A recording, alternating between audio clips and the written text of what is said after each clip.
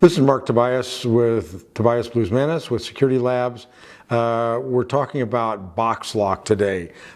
This is a very clever lock. Unfortunately, we don't think the execution is so good with regard to security, but it's a very clever way to secure packages in your own container. Previously, we've looked at another container in this sector called Clever Made, and we'll talk about that separately. This is basically an electronic mechanical padlock. It's got a barcode reader at the bottom, and the idea is that the Postal Service, FedEx, DHL, UPS, they send notification to the cloud server with Boxlock, and everything has a barcode.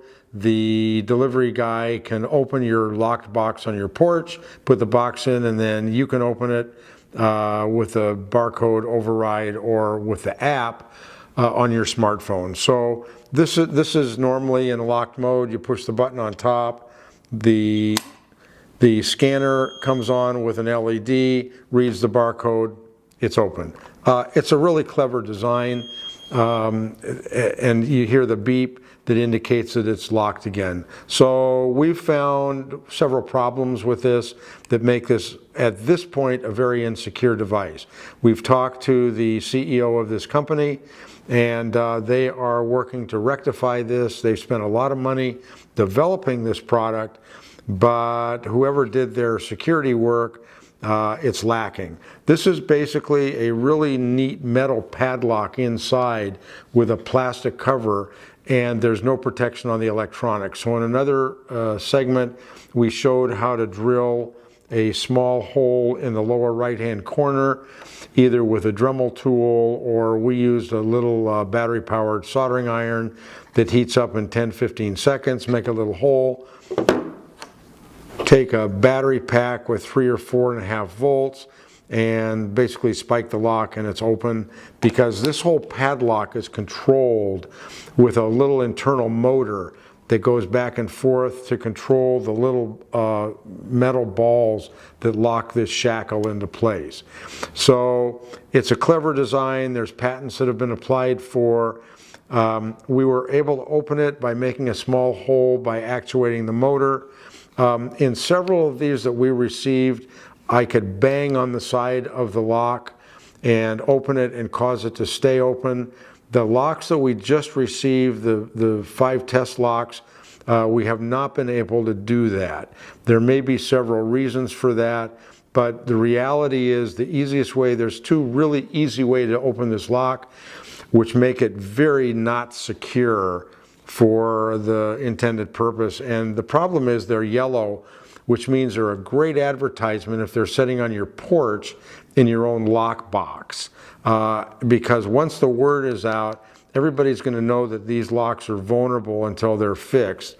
As I noted, the first way, which Toby did a segment with a tiny little hole and spiking the lock. The other way to do it, this rubber boot, if you pull this off or go through it, there's a little hole in the top. We're going to shoot a macro to put in our full report. And if we take this little 1/8 inch center punch, put it through the hole, hit it a few times with a hammer, not much noise at all, as we showed, the lock is open. So the verdict, this looks great, it's slick, it's a good idea, but as presently configured, our opinion is it's not secure. If you're worried about thieves stealing packages, the interesting thing is the CEO of another company that makes containers that we evaluated, he said, well, what's the problem? People aren't going to steal stuff that's in a lockbox on your porch. Well, the flip side is if they know they can open it, then they're targets. Just like if your alarm system is vulnerable, then everybody knows if you put a notice in your front yard that your house is protected by that alarm system, they know that they can attack it and bypass it. So again, I think they probably spent a lot of research funds on this to develop it. Patents have been applied for, we've been told.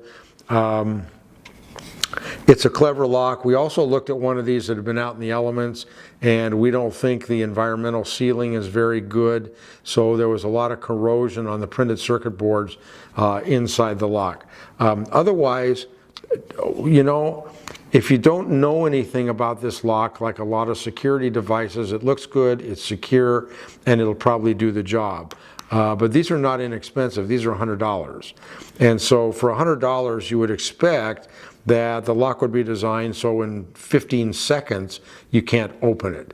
So that's our analysis on Boxlock.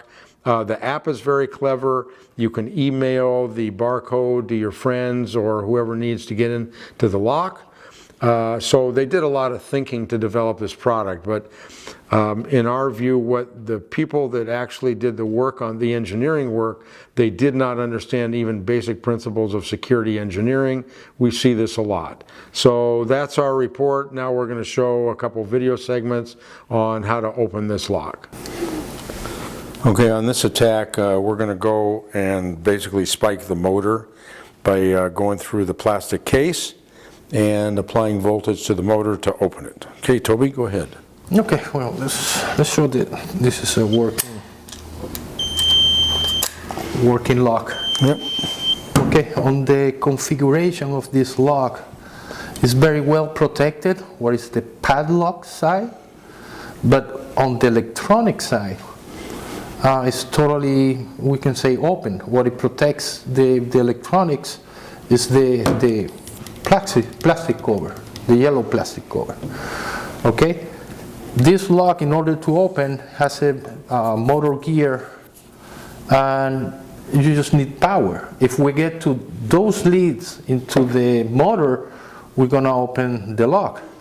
What we need to get is access where those leads are in the circuit board. So, and it happens that is basically in this corner where the window for the MAC address and the serial number, just in that corner from the bottom is the connector for the motor and actually for the front button also.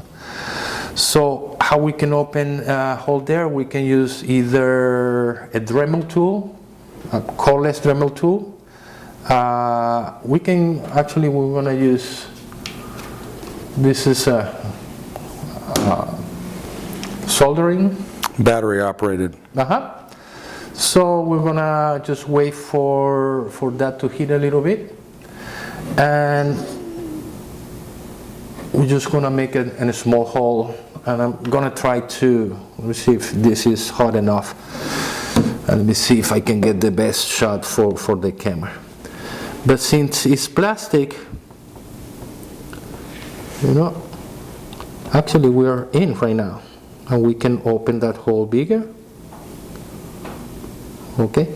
As I said, we want to get to that point because that is where the leads for the motor are. Once we're like, you know,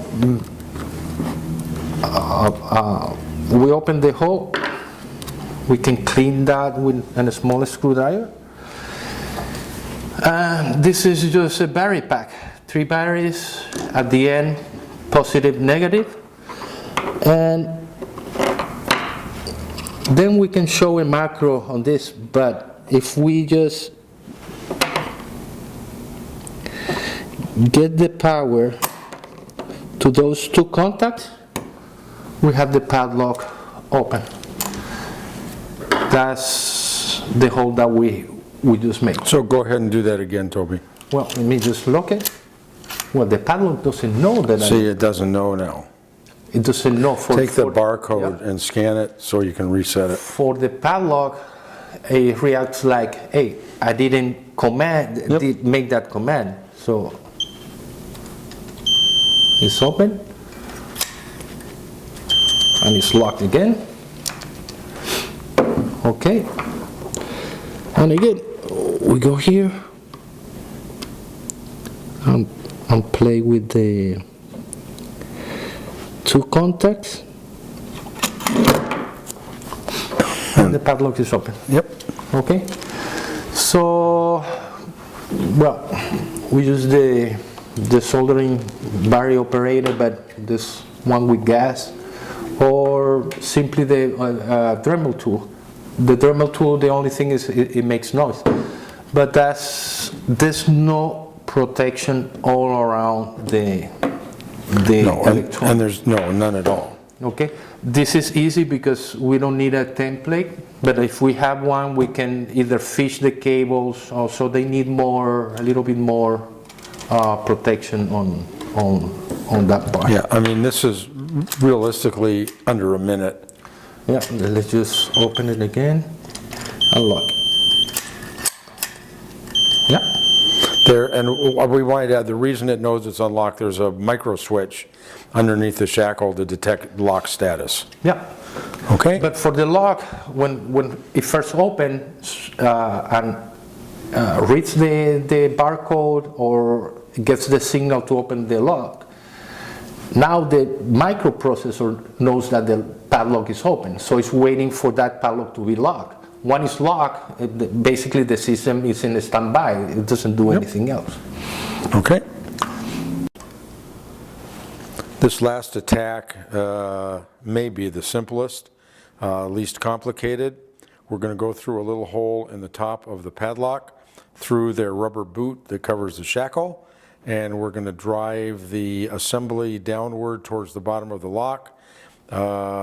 Thereby, we think we'll clear the little tail piece that on the rotor that controls the status of the two bearings that lock the shackle into place. So, Toby, go ahead. Okay. Well, this is the one that we just opened the hole for.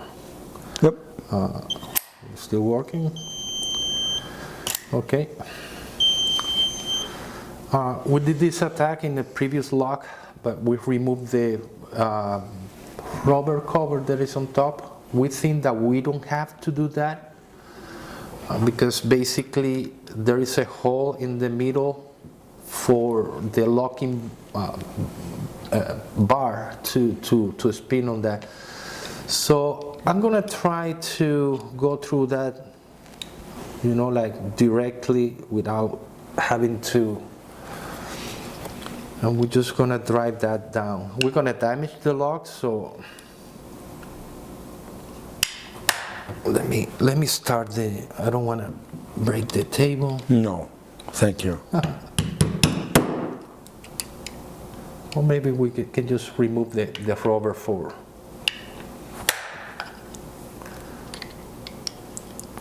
Actually, just pull the rubber off so that you can see. In my hand, it's a little bit difficult to.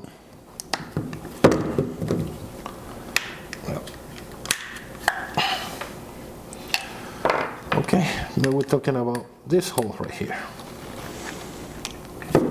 Okay, so now let me put my finger on top.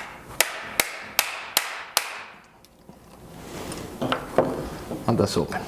Yep, no problem, and and I'm assuming it'll stay open. Some of them got caught. You see, I cannot lock this one. No. Now try it now. Bang it again. Well, the mechanism is totally destroyed. Yep. So if we put, let me show it shows the lights, but now it's totally. It tries. Yeah. Tries You to see, do you the can motor. hear the motor running. Okay. One that we wanted to try is also to use a screw. This will be not the best because it's already damaged, but it's to drive the screw and to push that. No, it's.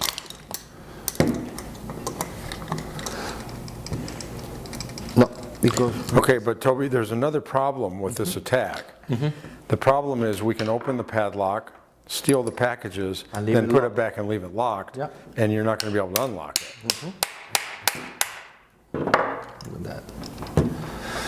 that's it. Okay? The opening is not a good idea. No.